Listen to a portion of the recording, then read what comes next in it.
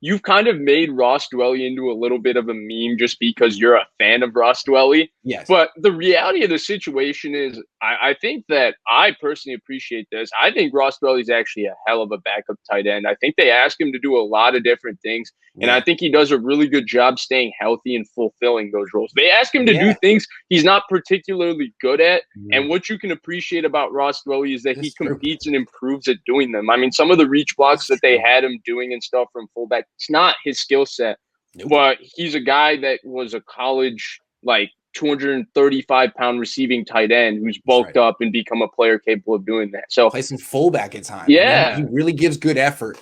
So when people say he's like a terrible blocker, no, I wouldn't say that. I mean, he gives good effort. He can be effective. Well, when people say he's a terrible blocker, my question is always, because we've seen glimpses of his receiving ability, and we know that that's actually really good. My question is always, this is more of a Shanahan thing where why are you putting him in these spots to block? Because we know this isn't his forte. He didn't do it in college. This was something he hasn't done in his whole life. But the fact that he's improved at all these things, we obviously joke with Ross Dwelley and all of that, but he's actually a very good football player. And I wouldn't be surprised if he gets a very formidable second contract next offseason when the Niners no longer have his right. Red zone potential. I really believe it. I'd like to see. I agree with that. Yep. I think he could be like Kendrick Bourne because I don't want to make this a Ross Dwelley show. We have other things to talk about. Yeah. Don't worry, everybody. But he has insane hands. He especially has great hands in tight spaces because he has such confidence in his hands. Exactly. So to me, like Kendrick Bourne, everyone gets on the drops, right? But what made him so good in the red zone is that he was so comfortable catching the ball with his hands in tight spaces because he had strong, good hands. And Ross Dwelley has that type of receiving ability. I mean, George Kittle is not natural, right? He had to work on catching the football away from his body and all of that with his hands, stuff like that.